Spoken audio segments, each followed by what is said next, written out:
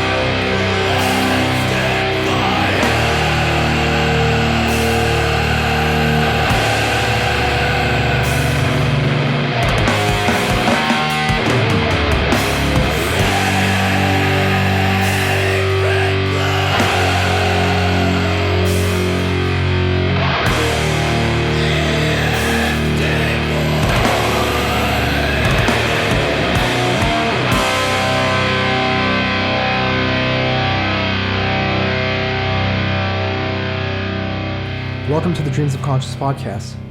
If the two of you would be so kind, would you mind introducing yourselves? Yeah, I'm Matt Eiseman. Alex Huddleston. And what is the band that you guys play for? Oh, we play in Tithe out of Portland, Oregon. And how would you describe the music of Tithe? Well, how would you describe the music of Tithe, Alex? I'd say with our more recent songs, it's kind of a mix of like death metal and black metal, some slight like grindcore influences. Yeah, we kind of throw like a ton of different influences into the blender, but I'd say that's kind of the direction everything leans into. And would you say that the music, especially on this latest album, is mostly fast? Or do you feel like you mix it up between fast parts and slow parts?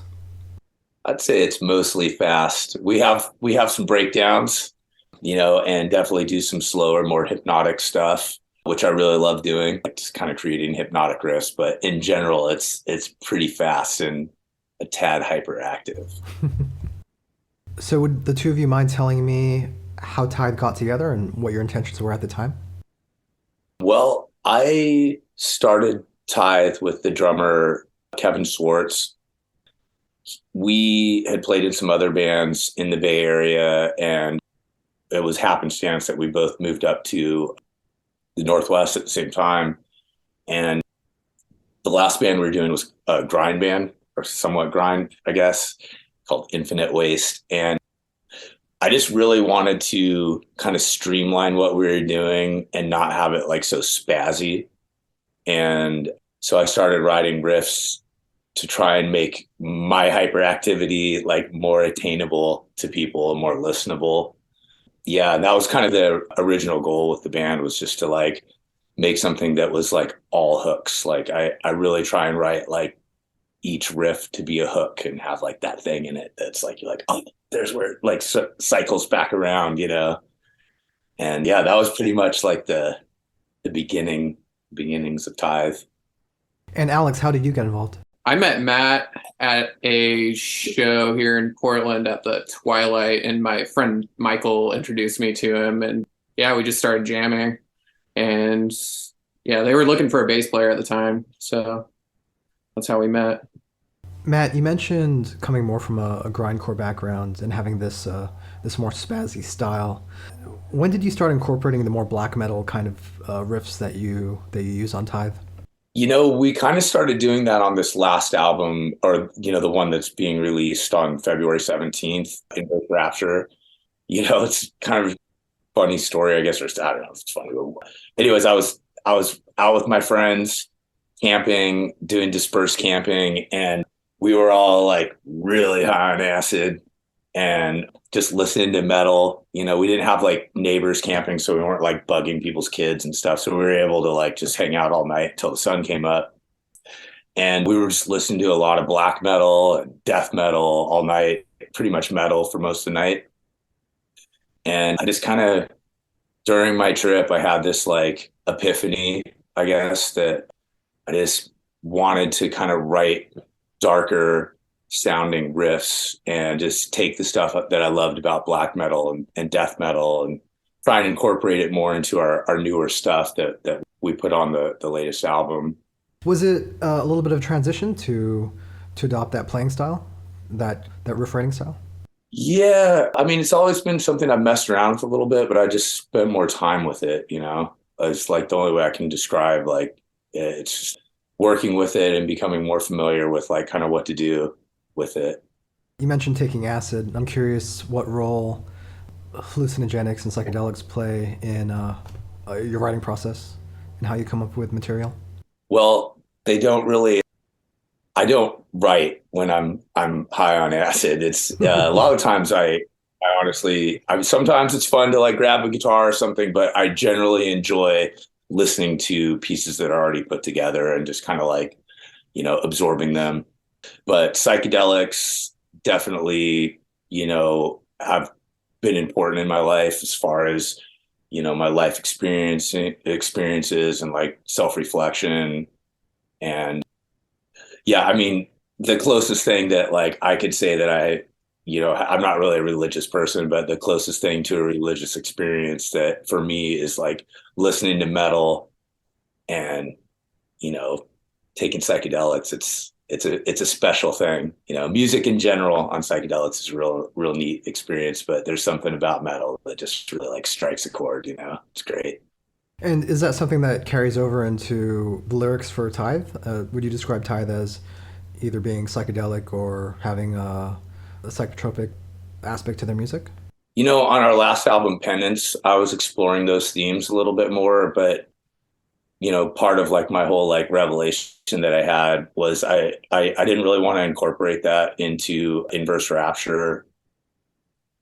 The lyrics are kind of more about like just the shitty, evil things that people do and human nature. Human nature is kind of the theme of my lyrics a lot. But yeah, I wouldn't say that it's like a big part of what I'm trying to write about, psychedelics, but they are definitely a part of my life. And, for whatever it's worth, like the music that we're making and, the lyrics that I write are kind of a reflection of my life and like what I think, What about you, Alex? How do you feel about psychedelics? I've experimented to some degree. Never really like gone too far into like writing music after taking them, but it's definitely a bigger, like kind of a part of an influence on my upbringing and into music in a way. Like I've gone on like psychedelic beach trips with past members of past bands, and yeah, it's always kind of been somewhat of an influence. And how does a Tithe song start? Like how, like writing a song? Yeah, like do you, does everything start with a riff for you? Do you find inspiration from things beyond psychedelics, like movies or anything like that? Oh yeah, I mean, a lot of stuff's beyond psychedelics, of course. Yeah, I mean, definitely, usually I'll just try and find a riff that I think is like cool enough, where I'm like, that's a cool riff, and then from there, Kevin and I, the drummer, we get together a fair amount and we'll just start kind of like working with whatever original idea I'll come up with and like bouncing stuff off back and forth. And it's like a long work in progress usually. And I hyperfixate on stuff. So I'll just be thinking about the song for, however long it takes. I'll be playing it and I'm like, oh. And a lot of times, once I get the first riff and, it just depends. Sometimes the whole thing will like come out really easily, but a lot of times it's like, I know this is a good riff, and then I'll be stuck. Like, what am I going to do next? Where's this going to go? And I'll just like keep doing it. And a lot of times, like it's almost accidental. I'll find like the direction of the song. It's not fully intentional, but I'll just be down. I practice downstairs in the basement here, and yeah, I'll just by accident kind of like play something. I'll be like, that's it right there, and then kind of move forward from there. So there's no really like set way that I do it except like agonizing over it. Yeah. And you mentioned hooks. You mentioned you wanting Tithe to have more hooks than what you worked on previously. I guess let's start with what makes a riff hooky and what makes a good riff. Well, I think a good riff, that's debatable. That's all, up to the listener and, your personal taste. But for me, I think what really makes the hook is there's always like some part of it where there's like some note or something. You can have a basic riff, but there's like some little like twist that you put in there that it's kind of hard to explain. But yeah, I guess it has this thing in it where you're like, oh, and it's the way that it cycles back around with the timing. Earworm. Alex, what stage are the songs at when you hear them? How complete are the songs? Usually we're at least like the bones of it are written. Like Matt will come up with like at least probably the first half of like the guitar work, and Kevin will kind of have some like bare bones idea of what he's going to do for drums. And then usually at the point where I'm writing bass parts, the songs are like mostly complete. And I've always kind of worked that way with past bands I played in, just because that's how I kind of write. I like to have kind of the layout of the song written, and then I can kind of add fills and flair to it with different bass fills, and yeah, kind of spice it up.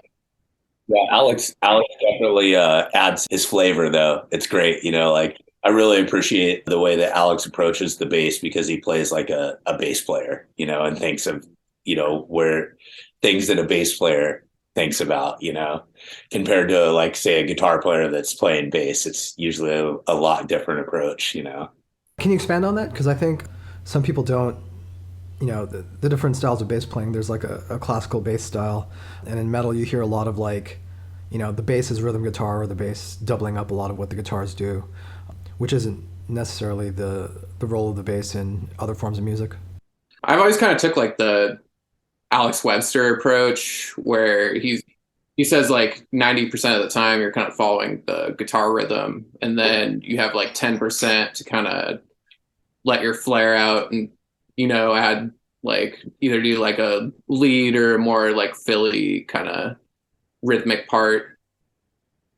Yeah, and I feel like that usually works pretty well with like more extreme metal music. I know like a lot more technical bands the bass player will definitely get a lot more extreme with it, but that's just never really been my style. I kind of stick to the roots first, and then I have my sections that I like to, let my taste kind of come out a little bit. And as far as the arrangements go, do the three of you work on the song structures together as a band? Or Matt, do you mostly have your own idea of what you want the song to flow like? It's definitely a group effort. It's kind of in the layers that we're talking about. Like I'll usually like, kind of woodshed and come up with the original ideas, and then Kevin and I, the drummer, and I will bounce stuff back and forth, think that we've got something, and then throw half of it away. And, it's a long process. And then Alex kind of comes in once we have like the structure mostly like nailed down, And then, he has his inputs too. And, he's had like great suggestions where, he's like, oh, we should do this or that. And so it's a group effort, and it just kind of like, it's a layered process that kind of like turns into the whole thing over time with us all kind of working together. But yeah, I mean, it's definitely like, not just me, it's not just Kevin, it's not just Alex, it's all of us kind of coming together and working it out together. So past the riff writing stage, when you guys are putting the songs together, it sounds like they're really coming together in the rehearsal space. Yeah, definitely.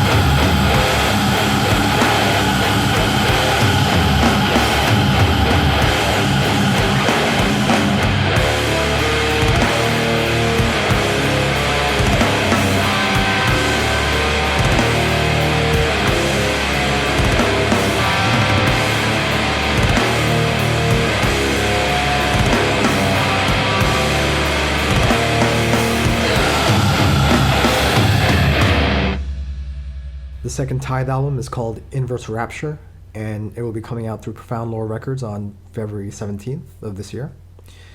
When did you guys actually start working on the album? gosh, when did we start? About it, I guess. I think we started writing the songs in 2020. Like I think like some of the songs were written even before Penance came out, or at least the bare bones of it were.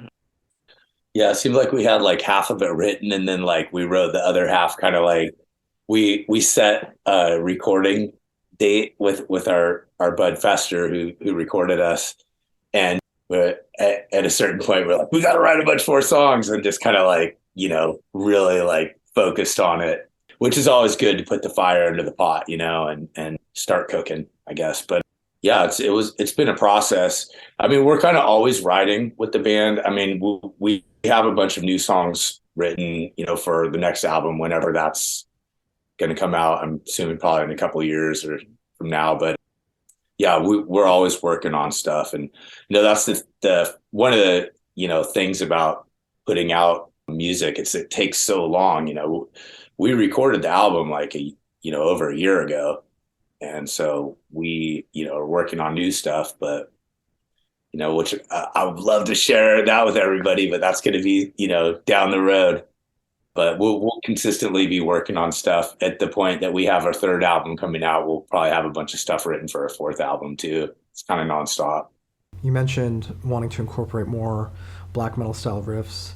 Would you say that's the major difference between this album and your previous album, Penance? I mean, it has more black metal and more kind of death metal-y stuff. Although like purist black metal people or purist death metal people, I'm sure would be like, oh, that's not like this or that, you know. Or that's kind of been an ongoing, you know, thing with like my style of writing. It's never like just one thing. I don't know what it is. Maybe it's hyperactivity, but I just kind of bounce around. Well, I think the truth is even in the early days, these guys were never like one thing or another, right? Like they all came from like a thrash background or a grind background, or, you know, sometimes even like a hardcore background. And like what we think of as true death metal or whatever were a bunch of Kiss and Motorhead fans who decided to, you know, just play a lot faster. Definitely. Yeah. Well, and you know, I'm going to be 48 on Saturday. So I was around back when all that stuff was like coming out, you know. And it seemed like there was back then, I mean, maybe I'm wrong, but it felt like there was kind of a little more unity between like heavy music. It wasn't so splintered with all the genres, you know. It seemed like people stuck together more with like, hey, you play heavy music, awesome, you know. And I know the punks, you know, fight with the metalheads and stuff, but it just, you know, it's so like there's so many different genres nowadays. It's a different landscape than back then for sure. Well, I'm sorry, what was the question again? I forgot what the question was. No. Let's yeah, I kind of took you guys on a tangent. Sorry about that. No, I'm just curious about how you approached this album compared to how you wrote songs for the previous album. We were talking a little bit about the way your guitar playing has changed a little bit. Oh, well, I switched guitars, which was kind of I've switched up stuff with tone just kind of over the years. And did you change your tuning as well? I did, yeah. We were tuned into like C sharp, or was it C? It was flat? C, but it was at 430. Like a weird. I was hanging out with our bud Matt that he tunes his band to 432, and you know, we decided to do that, but it was a pain in the ass because like, you know, it would like, you know, try and play along with anything. It's like flat. It's like slightly flat. And so, yeah, we tuned to B standard now, which, you know, that definitely, like, I think just B standard is like the ideal tuning in my humble opinion for like the style of music that we're doing in death metal. I think when you tune too low, like if you tune lower, it sounds great if you're doing like doom or whatever, but once you start going fast, it's like, especially in a live setting, it's like it's like a wall of sound. You see people going, like playing their wrists, but you can't hear it, you know. And so there's this, you know, there's still enough mid range that's popping through when you're tuned to B. And yeah, that's just my humble opinion. I'm sure other people might disagree with that, but yeah. And so, I mean, I guess the difference in like writing style is, I think that we kind of like took some of the like, there's less like kind of punk and grind influence in there. And it's definitely more kind of Black and Death But I don't know if that's really what we sound like either, honestly. I mean, I'm not like trying to really stick to any genre. It was just kind of what felt right to write. Yeah, I mean, beyond genre, it does sound like this is a faster, maybe angrier record. I mean, you talked a lot about human nature influencing your writing. It does feel like there's a some gripes on this album. Was that the intention? Did you want to make an angrier record? Oh, definitely. Yeah. I mean, it's for me, it's a cathartic release. It's just I have to like get this stuff out. I don't know what I would do if I wasn't like playing music. I would be exploding. So it's great. I mean, it's been a really like positive thing in my life. But yeah, I'm just like I would describe myself as a misanthrope. I do love my friends and I love people. I think there's a lot of people that are really amazing, and I'm constantly impressed by people and their abilities. But like as a whole, like the human race, it's just like we're headed to a bad place, and it's because of rampant greed and greed. The greed is on an individual basis and a bigger, from the leaders down to human interaction. It's just a deep problem with people from our like predatory nature. And I don't know, shit keeps me up at night. That's what I write about.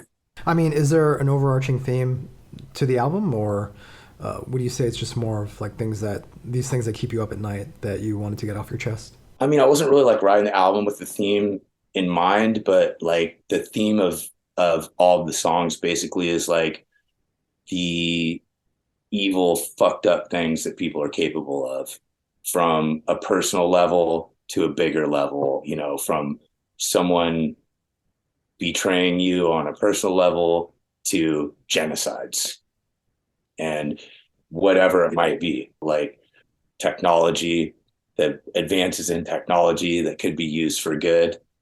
They're also going to be used for warfare and manipulating people, and religion could be used for good, but it's also going to be used for the terrible things it's used for, Yeah, that's kind of the theme of the album, is just, the one song that kind of like deviates from that is the title track. And I wrote that about like watching my mom die from Alzheimer's.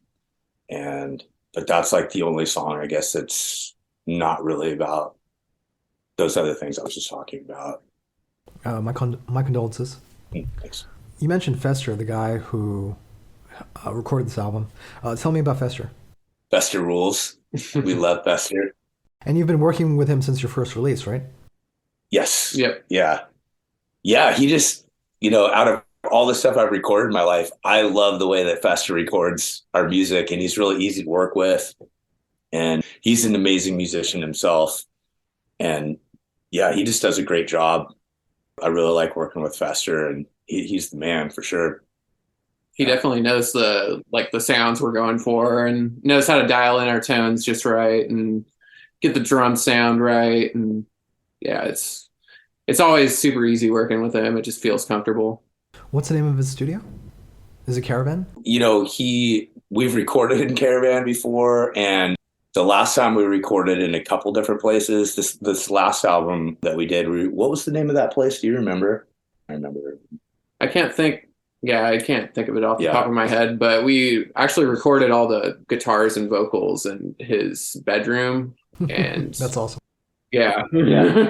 Which was a fun experience. Like I generally, like when we're recording, like I'm all business too. And so, other than maybe smoking a little weed, I was like, hey, I want to like get done and professional. But when I did the vocals, I got hella drunk. It was crazy, blacked out by the time that we were done, and really well. It was a good idea. So that was like the one part of the recording process where I was just like slamming down booze. And yeah, I just wanted to kind of be like loosened up, because I had practiced everything so much. I had it basically as muscle memory, and I just kind of wanted to be relaxed about it and, put a little personality in there. hopefully that came through. I don't know if it did, but How do you describe Fester's approach as a recording engineer? It's hard to say. Like he's really easy to work with as far as just taking your, like, running through your parts. Like it feels super comfortable to, like, you just say running through a bass line. Like if I'm not nailing like the exact part on the time, like he's super quick to, correct stuff and jump into another part. And yeah, I mean, as far as like his approach, he's constantly like editing while we're recording at the same time. Like he'll be making small changes. Like you'll see him like flying on his computer. yeah, he's almost like mixing it Yeah. while you're recording. And although he does like spend a separate time mixing it, he's like kind of getting the sound set while you're doing it, which is really cool. And another thing that's really great about working with him is we don't currently play with a click track. Kevin and I have been talking about maybe doing that on the next album, but we have to like kind of experiment with it and see if it like takes some of the human element, the feeling of like the human air element out of it. So we don't know if we want to do that, but it was like with spaces where there's like a break and the time signature changes and you're like, where do I come in? Because I can see if I'm playing live, I can see Kevin hit the drums and I'm like, shh. But so Fester's like really good at like going in there and figuring out the timing and making a click track, which is pretty amazing too. He'll just do it on the fly. He'll like, oh, hold on, give me a second. And, like, and that's really impressive. I really like that about working with him too. It makes it a lot easier to like hit after a break. Yeah, just those small changes he's able to make like on the fly it's a huge game changer compared to like people I've recorded with in the past. And another like thing that's great about Fester is if you mention, hey, we want to sound kind of like this band in this recording, like he listens to enough music and knows metal enough to where he's like, all right, I got you. And like turn some knobs. You're like, yeah, that's it right there. It's pretty cool. I'm curious who those references were for this album. It sounds like there was a little bit of a second wave black metal thing, at least in the sound. Oh yeah, I mean, I'm not really sure like what we might have like told him that it would sound like. Honestly, it was so long ago at this point. It's like yeah.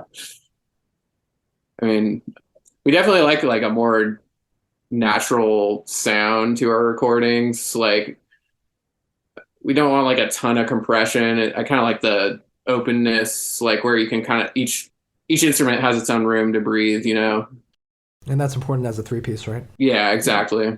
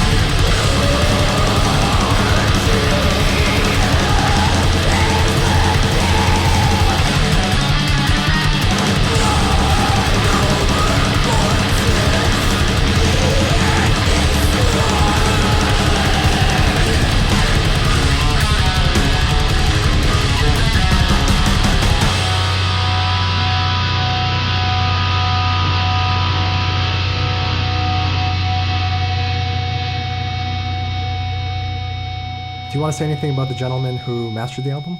Oh, he mastered both of our Adams, or sorry, his name's Adam, both of our albums, and he's great. I mean, I don't really like know that much about mastering. I know it's like a whole separate art. The only thing that I can say that I've noticed is like when you play our album back to back with like other professionally recorded things, it's like really loud, and it just sounds great. Like he definitely like adds that oomph to it.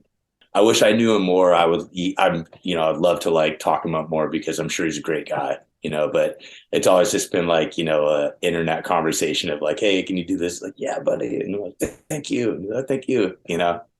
But he does a great job for sure. 100%. And, like that's something I love, like all kinds of music, and I really love like Zappa and stuff. And now like Zappa was like a recording master. And if you listen to Zappa's masters, like they're really loud and like present.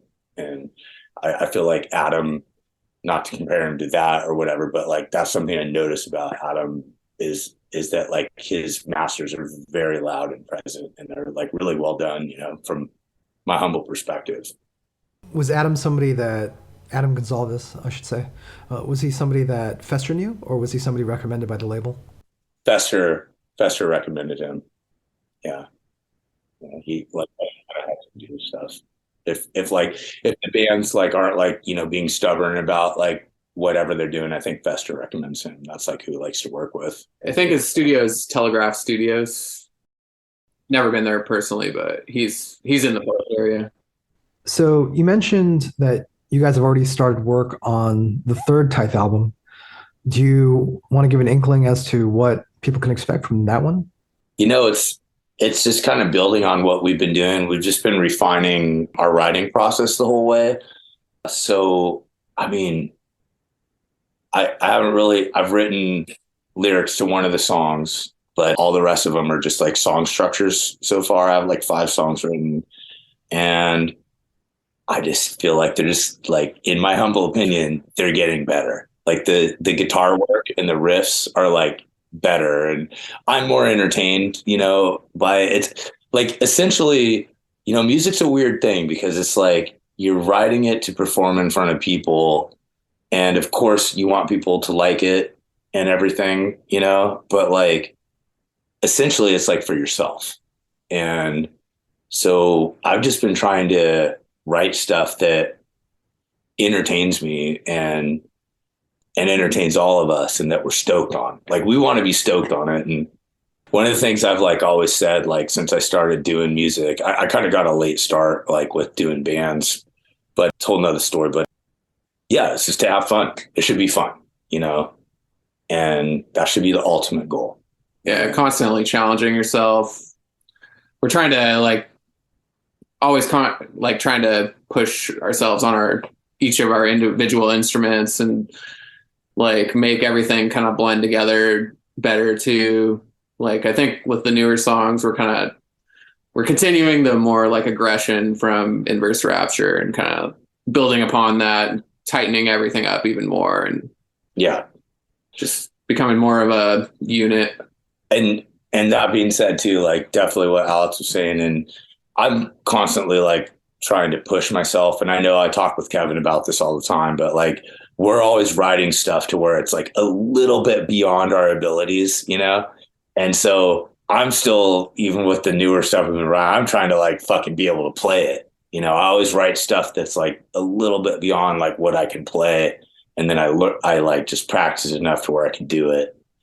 And so, yeah, it's challenging, but it's definitely listenable, but it's just the riffs are better. I don't know. They're getting better, I think, I like them, I'm pretty stoked. And I really like Inverse Rapture a lot too. Like it's a great album, and I'm very proud of it. And I'm really excited about our new stuff too. It's just like music's great. It's like kind of one of the only things I like really think about a lot and care about. So it's just something that we've been focusing on. And Kevin isn't around to take part in the interview, but we should mention that, or I should say that it sounds like he really pushed himself on this album.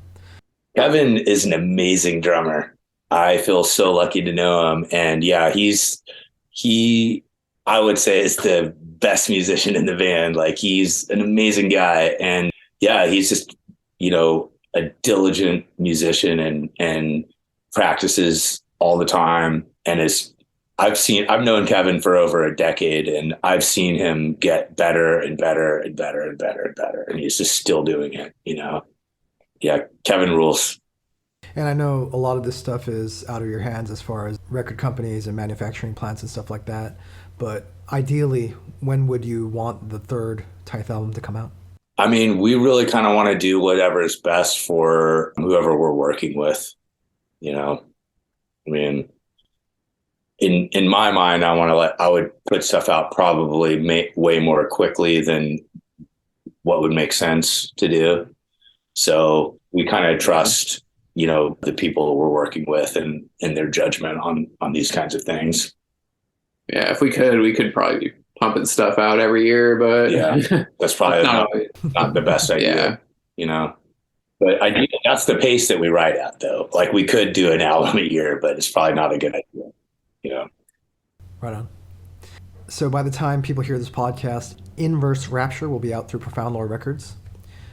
Matt and Alex, what is the best way to order the album? How can people get it? It's the vinyl LP is available on Profound Lore's web store, and I believe CD and digital are available on Bandcamp. And we have the album as well. Yeah, we'll have the album at our shows. It'll be on our Bandcamp as well. Yeah, but we encourage people buy it from Profound Lore, because we're going to run out at our shows, and Yeah. Did Profound Lore put out any variants for the vinyl? Yeah, there's a black, a red, and then like a red, white, black splatter, I believe. And a gold. Yeah, the gold. Yeah. And they look pretty cool. And if people want to follow Tithe online, what's the best way to do that? That would be at tithe.pdx on Instagram. Do you guys have any shows or tours coming up that you want people to know about? Yeah. I mean, we have I believe it's February 18th in Oakland, California at Eli's. February 24th will be our hometown Portland album release at the High Water Mark. And we'll be playing Olympia the next night, February 25th at McCoy's. Yeah, and then we're doing another Portland show March 12th with a bunch of cool bands. That's going to be really sick. And what else? Oh yeah, we have like the May shows too, right? So yeah, we have also Santa Rosa May 26th, Sacramento May 27th, and Oakland May 28th, and then September 15th. We're going to be doing an East Coast tour September 15th to September 30th. It's in the works, but not all the shows are solidified yet. But we'll be announcing on our Instagram as stuff comes together. So yeah, we have a bunch of the dates like locked down, but we're still like working on some of them. It's pretty far out. So cool. Do you know who you'll be playing with on that East Coast tour, the September one? Our friend, is it Hierophant? Yeah, Hierophant. Our friend maybe. Adam Walker. Hey, Adam, you rule. Adam that does Hierophant is helping us book that. So he was telling me like some of we played a show just the other night that he booked for us, and he was like telling me the details, but I have a terrible memory, and I wish I could tell you more. Adam's got it, and like he's been playing music for a long time, played in a lot of bands, and so yeah, we'll keep everybody posted for sure on that. Very cool. Is there anything else you guys want to say? Yeah, just thank you so much for taking the time to talk to us, and we really appreciate it a lot. Yeah. Check out Inverse Rapture, February 17th, Profound Lore Records. Excellent. Thank you, guys. Yeah. Hey, thank you.